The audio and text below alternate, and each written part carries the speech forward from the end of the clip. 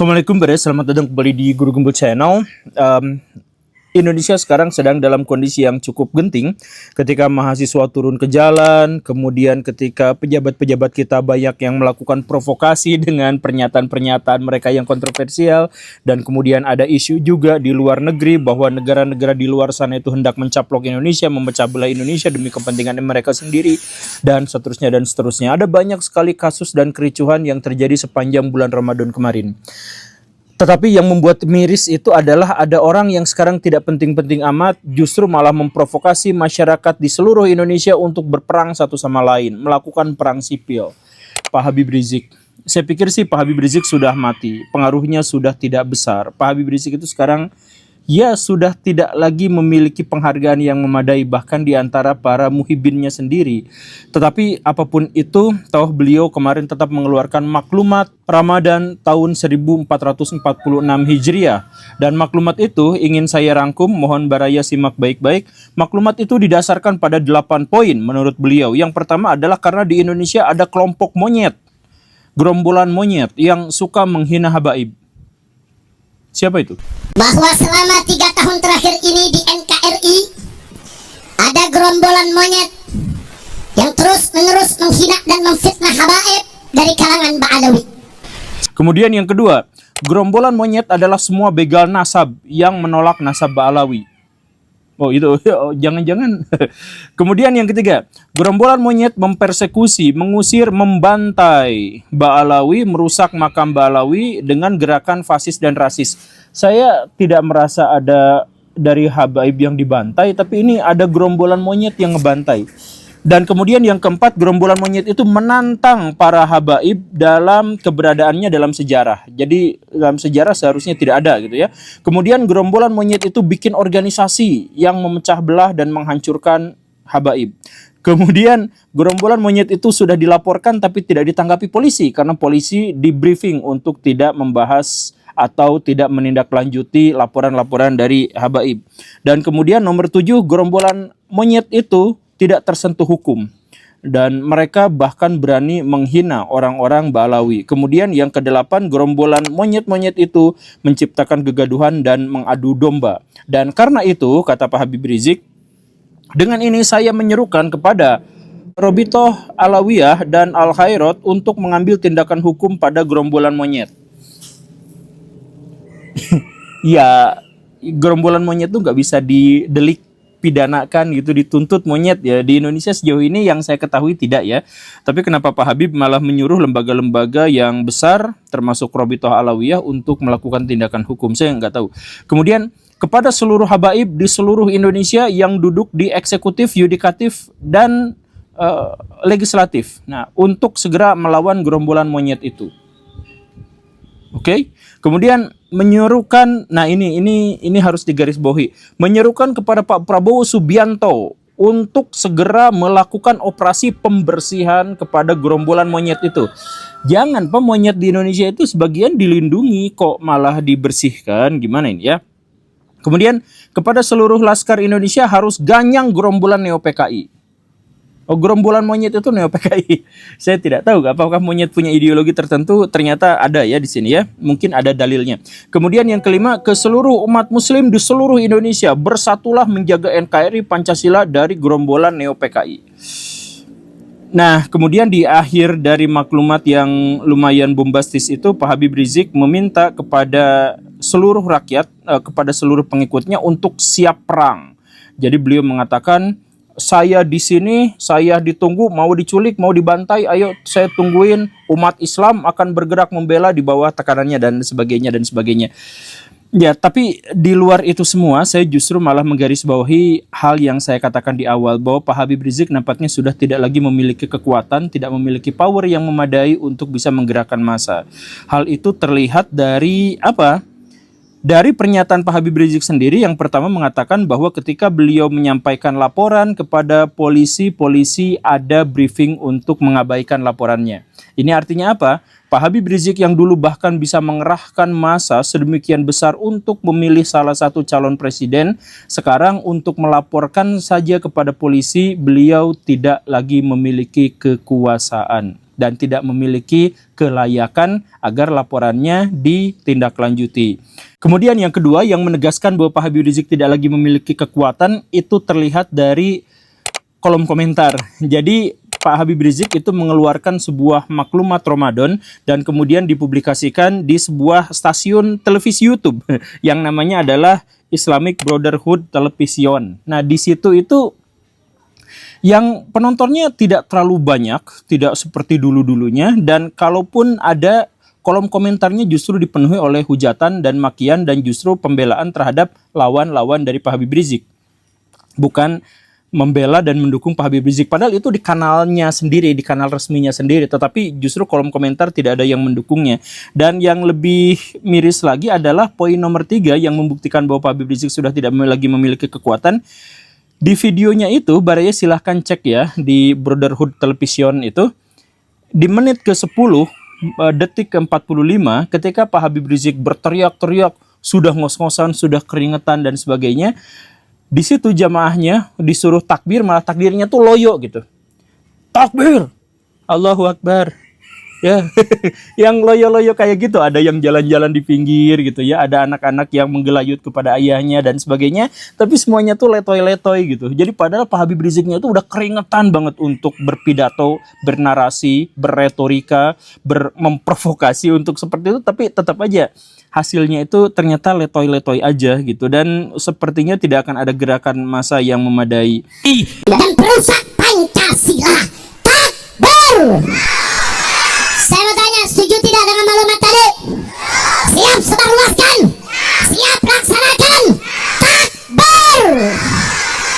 Saya sampaikan kepada monyet-monyet itu, ayo, kapan kalian mau culik saya, bunuh saya, serang saya? Tinggal sebut aja. Kapan kita mau perang? Ini juga bisa menegaskan bahwa Pak Habib Rizik itu tidak lagi memiliki pengaruh yang besar karena kemarin Baraya misalkan cek ya, kan Pak Habib Rizik itu punya acara tahunan di Indonesia, Hari Ahok Nasional setiap bulan Desember. Itu kemarin pas ngadain Pak Hari Ahok Nasional itu jumlah pesertanya kurang dari 1.000 orang. Dari yang dulu katanya berjuta-juta orang, sekarang hanya tinggal 1.000 orang atau kurang dari itu. Dan kemudian ketika Pak Habib Rizik juga ngadain haul, kan biasanya kelompok habaib itu kan punya acara haul gitu ya, di setiap kota mereka cari siapa tokoh mereka, kemudian angkat, kemudian makamnya dihias di segala rupa, kemudian kota itu bikin haul, acara ini haul di seluruh Indonesia gitu ya. Ya, yang semacam itu mengunjungi makam gitu, makam dari leluhur mereka, tapi mengajak rakyat Indonesia untuk ikut ke makam mereka. Nah, itu kemarin waktu haul di Solo juga yang ikutan sedikit juga, bahkan mereka sampai harus membayar orang untuk bisa pada mengikuti acara-acara itu gitu ya. Kemudian kita juga melihat bahwa lemahnya Habib Rizik itu nampak dari bahkan Robitoh Alawiyah itu tidak mau mengakui Pak Habib Rizik, mengakui nasabnya, tapi tidak mengakui perbuatannya, bahkan relatif agak malu gitu. Baraya silahkan cek waktu saya datang ke Robitoh Alawiyah, itu dari kelompok Robitoh Alawiyah itu mengatakan bahwa kami itu berlepas tangan dengan peristiwa-peristiwa yang dikaitkan dengan Habib Rizik. Kami itu nggak ikutan yang kayak gituan, kami itu hanya pencatat nasab saja. Jadi Pak Habib Rizik kalau misalkan menyuruh kepada Robitoh Alawiyah, itu di Robitoh Alawiyah sendiri sudah tidak diakui ya, bukan tidak diakui nasabnya, tapi sudah tidak diakui lagi peranannya, kan begitu kan? Nah, karena itu maka saya ingin menegaskan sekali lagi bahwa Pak Habib Rizik sekarang sudah tidak lagi memiliki kekuatan pengaruh, dan karena itu ya saya menyarankan Pak Habib Rizik untuk rehat saja, untuk beristirahat dengan tenang di kampungnya dan sudah tidak usah lagi memprovokasi masyarakat.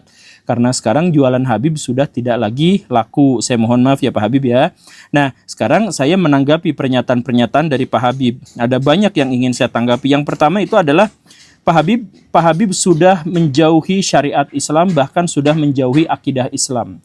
Dalam akidah Islam itu dikatakan bahwa kita tuh harus bersatu dalam satu kesatuan, bahwa kita itu tidak boleh bercerai-berai, dan intinya adalah tidak boleh asobiyah. Salah satu yang memecah belah kaum muslimin itu adalah asobiyah. Asobiyah itu apa? Fanatik terhadap golongan, fanatik terhadap kelompok. Nah, Pak Habib Rizik itu jelas fanatik terhadap kelompok. Ketika misalkan Islam dijelek-jelekan menggunakan cuplikan-cuplikan videonya, beliau bungkam. Ketika Indonesia sekarang dirundung oleh berbagai aksi massa, beliau bungkam, beliau diam. Ketika banyak intervensi asing dan sebagainya, beliau bungkam, beliau diam. Tapi bagian ada dari kelompoknya yang diserang, itu marahnya luar biasa sampai mengeluarkan maklumat. Kan kata Nabi itu bukan termasuk golongan umat Islam yang marah karena kelompok, yang suka karena kelompok dan sebagainya. Ini Pak Habib sudah jelas gitu. Dia urusan yang benar-benar, urusan tentang kebaikan, kebenaran, kebajikan beliau bungkam, tapi urusan ketika kelompoknya diserang itu marah-marahnya luar biasa. Ini sudah melanggar akidah dan syariah Islam. Jadi mohon Pak Habib Rizik segera bertobat. Saya mohon maaf ya. Tapi ini sudah masuk kategori asobiah. Kemudian yang kedua, Pak Habib Rizik itu adalah pionir dari ulama-ulama toksik di Indonesia. Coba Baraya cek itu maklumat Ramadan bulan puasa. Pak Habib Rizik melontarkan kata-kata gerombolan monyet itu berapa kali entah, saya capek menghitungnya. Banyak sekali. Dalam video 12 menit itu gerombolan monyet itu terus disebut-sebutan. Gerombolan monyet yang dimaksud itu diarahkan kepada manusia. Gerombolan monyet yang dimaksud itu adalah orang yang menentang nasab Balawi, itu disebut sebagai gerombolan monyet. Nah, dan disuruh melakukan pembersihan terhadap gerombolan monyet itu, langsung minta kepada Pak Prabowo Subianto. Ini udah keterlaluan asli, ini sudah sangat keterlaluan Baraya, tapi intinya adalah ini Pak Habib Rizik itu coba taubat, coba sadar diri bahwa sebelum Pak Habib Rizik kita kenal nggak ada ulama yang kata-katanya toksik. Nggak ada. Sejak Pak Habib Rizik mempopulerkan, sekarang banyak sekali ulama-ulama yang ngomong itu toksik luar biasa. Di zaman dulu tuh ada orang yang mengkritik keras pemerintah, ada. Orang yang misalkan berbicara dengan sangat tegas itu ada. Bahkan Gus Dur itu berhadapan dengan Pak Harto langsung gitu. Tapi kan ngomongnya nggak pernah toksik gitu. Sedangkan Pak Habib Rizik toksik sekali kata-katanya. Sehingga apa? Ini kan mempermalukan orang-orang Islam, mempermalukan ulama yang seharusnya santun, baik, tutur katanya lembut, bahkan melakukan kritik pun dengan cara yang sangat bijak. Tapi ini hapus semua. Sejak saat Pak Habib Rizik mempeloporinya, kalangan ulama itu banyak yang melakukan kata-kata yang racun, kata-kata yang toksik. Salah satu murid yang paling terkenal, Habib Bahar. Pak Habib Bahar sama Pak Habib Rizik kalau ngomong itu tekanan-tekanan dan suaranya itu mirip sama gitu, karena itu guru dan murid gitu. Itu toksik semua. Ya ampun, kenapa ada ulama yang seperti itu dan kenapa disebutkan sebagai ulama? Tobatlah gitu ya Pak Habib Rizik. Kemudian yang ketiga, Pak Habib Rizik itu selalu bikin framing gitu. Jadi musuh Ba'alawi gerombolan monyet. Gerombolan monyet sama dengan Neo PKI. Sedangkan kelompoknya sendiri, kami umat Islam. Padahal nggak semua umat Islam barisannya, tapi dia tuh selalu menekankan kami umat Islam, kami mencintai NKRI, kami membela bangsa ini. Sedangkan lawannya adalah Neo PKI, lawannya adalah begal nasab dan sebagainya. Ini berbahaya Baraya, karena bagi orang-orang yang awam, yang tidak pernah baca buku, yang tidak kenal dengan literasi, mereka itu kan terjebak pada simbol-simbol kata. Jadi mereka pasti akan langsung mengikuti, oh saya ngikuti Habib Rizik karena Habib Rizik itu adalah umat Islam. Sedangkan di luar itu adalah PKI. Itu kan pasti seperti itu dan itu berbahaya Baraya. Kalau misalkan Pak Habib mau, kan katanya itu gerombolan monyet itu memecah belah bangsa gitu ya. Kalau memang mau untuk mengakurkan, justru jangan dipecah belah dengan kata-kata seperti ini. Kami umat Islam, ini kafir, kami umat Islam, ini gerombolan monyet dan sebagainya. Ya jangan seperti itu. Mendingan ikuti jalan saya, Baraya. Bisa nggak Pak Habib ikuti jalan saya? Apa itu? Saya tuh datangin yang dikatakan buzzer, saya datangin yang dikatakan kadrun, saya datengin yang dikatakan pro pemerintah, oposisi, semuanya saya datengin. Ke Ade Armando saya datang, ke Pak Ustadz Felix Siau saya datang, ke Ustadz Basalama saya silaturahim, walaupun belum kena sampai sekarang. Ke Pak Alvin Lim saya datang, ke Pak Deddy Kobuser saya datang, ke Pak Raffi Ahmad saya datang, ke Kasih Solusi saya datang. Pokoknya mau yang oposisi, mau yang gimana, mau yang Kristen, mau yang Muslim, mau yang Ustadz, mau yang ateis, apa semuanya berteman dengan saya. Bahkan saya ngontak 4 kali Pak Habib Rizik, tapi nggak mau jawab. Kenapa ya seperti itu? Saya datengin itu Pak Habib Bahar sendirian. Saya kemana-mana kalau ke Jakarta tuh naik ojek sendirian, bahkan nggak bawa kameramen sekalipun. Saya datang ke sana ternyata gerbang pagernya itu Pak Habib Bahar itu ada 3 lapis. Gitu. Iya, ya sudahlah 3 lapis. Lapis pertama katanya Pak Habibnya lagi ada di Madura, padahal ada di sana gitu ya, dan lain sebagainya lah. Saya tuh datang bukan untuk apa, saya tuh ya untuk silaturahmi, untuk menegaskan bahwa kita tuh bisa berbeda, kita tuh bisa berpandangan lain-lain macam-macam, tapi kita tuh bisa bekerja sama dan bisa saling mendukung satu sama lain. Makanya saya tuh ngajak kepada orang-orang nih, saya berkolaborasi dengan siapa Baraya, silahkan cek. Dengan Kang Ferry Irwandi, saya pernah ngobrol. Dengan lawannya Ferry Irwandi yang katanya logika mistika, yang hantu-hantuan apa segala rupa, saya datang ke mereka juga, ngobrol juga, diskusi. Saya ke ulama yang disebut PKI, saya datang ke oposisi yang orang ateis apa segala rupa, saya datang untuk ngobrol. Mau katanya dirujak, mau katanya apa, saya datang. Datang ke Robito Alawiyah, saya datang sendirian. Ya ditemenin. Itu apa? Ya karena saya tuh pengen silaturahmi dan pengen melakukan pembuktian bahwa permusuhan-permusuhan di media sosial itu sebenarnya ya gak ngeri-ngeri amat. Ketika saya datang ya biasa aja gitu. Kan begitu, saya berteman dengan buzzer pemerintah, ya sampai sekarang, sampai detik ini. Saya berteman dengan oposisi, ya sampai detik ini saya masih seperti itu. Ya kenapa? Kan biasa-biasa aja. Nah, kenapa? Karena saya berusaha untuk mempersatukan umat. Saya ingin mempersatukan orang-orang di Indonesia. Saya ingin menegaskan bahwa diskusi itu, bahkan berbeda pendapat sekalipun, itu tetap bisa diredam dengan silaturahmi. Nah, Pak Habib Rizik nggak pernah mau itu. Sedikit-sedikit perang, dengan gubernur perang, dengan ini perang, dengan pleret perang, dengan ini perang, dan sebagainya. Tapi pas giliran mau perang beneran, umroh ke Mekah. Kok bisa gitu sih? Pak Habib Rizik pas, ayo pengadilan. Pas di pengadilan malah 3 tahun umroh. Jangan kayak gitulah Pak Habib. Kalau misalkan mau berani ya berani aja gitu. Saya juga berani kan datang ke rumah Pak Habib, tapi kan nggak pernah dikasih jalan. Sendirian saya mau baraya. Nah tapi ya, tapi intinya adalah Pak Habib ini mas saya mohon ya, dengan segala hal yang seperti ini, saya harap si Pak Habib itu menjadi lebih dewasa dalam berpikir dan dalam bertindak gitu ya. Apalagi yang paling ngeri itu yang poin keempat ini, Pak Habib menyeru Pak Prabowo Subianto untuk melakukan operasi pembersihan pada gerombolan monyet yang menghina Ba'alawi.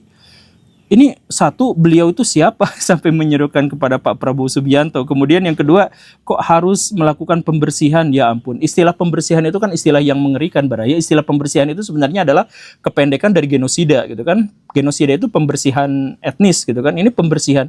3, saya serukan kepada Presiden Prabowo Subianto.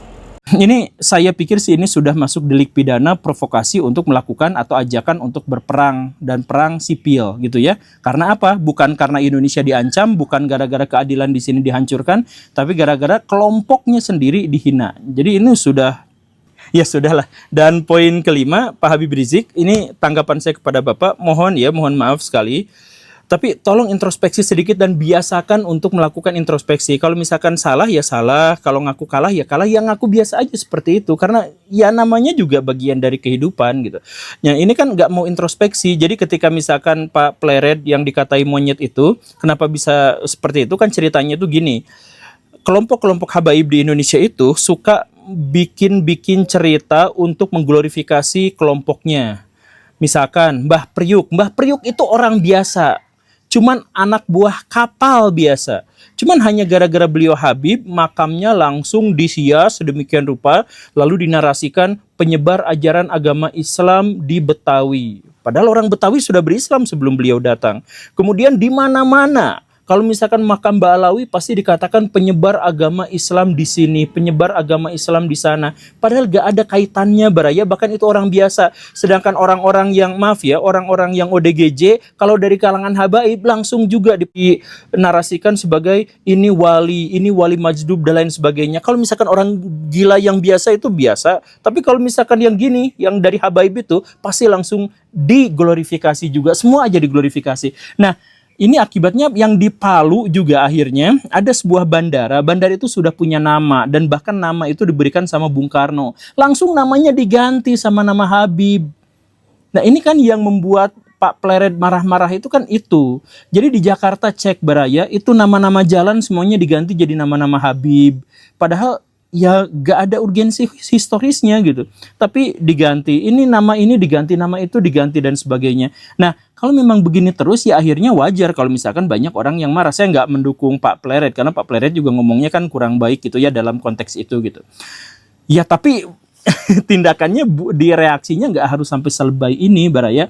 Saya ingin menekankan kepada Pak Habib Rizik, Pak Habib tolong ya. Berkat Pak Habib banyak ulama yang sekarang ngomongnya kasar. Berkat Pak Habib itu NU ormas terbesar se-Indonesia itu pecah belah. Berkat Pak Habib Rizik itu Indonesia pecah belah pas pemilu yang kemarin itu. Kemudian berkat Pak Habib itu sekarang Indonesia tuh nggak tenang. Indonesia itu sempat tenang waktu Pak Habib Rizik itu umroh 3 tahun ke Mekah. Pas balik lagi rusuh lagi. Ini jadi Pak Habib ini sebenarnya adalah biang kerusuhan. Jadi tolong introspeksi diri, mendingan tenangkan hati, tenangkan kemudian bertobat, dan setelah itu apa? Setelah itu pikirkan, jangan-jangan mubahalah dengan Gus Dur itu nyata, mubahalah dengan Ahok itu nyata. Kan pada waktu itu sudah ada mubahalah kan? Nah, Gus Dur dalam situasi baik-baik saja meninggalnya, sedangkan Pak Ahok juga ya sampai sejauh ini baik-baik saja, bahkan dukungannya menjadi semakin besar. Nah, Pak Habib Rizik semakin kesini semakin tenggelam, bahkan pesantrennya yang pakai tanah dari rakyat itu juga kan sekarang mau digusur. Dengan begitu banyaknya tanda-tanda, seharusnya itu dipahami sebagai teguran dari Allah Subhanahu wa taala agar Pak Habib Rizik itu bertaubat. Tapi daripada bertobat kok malah terus-terusan memprovokasi orang untuk berperang. Kalau ini ada laporannya, ini sudah pasti langsung delik pidana. Cuman kayaknya orang juga udah nggak peduli lagi dengan pernyataan ini. Ya sudah diabaikan saja, sudah panas. Terima kasih karena sudah menyimak. Saya Guru Gembul. Assalamualaikum warahmatullahi wabarakatuh.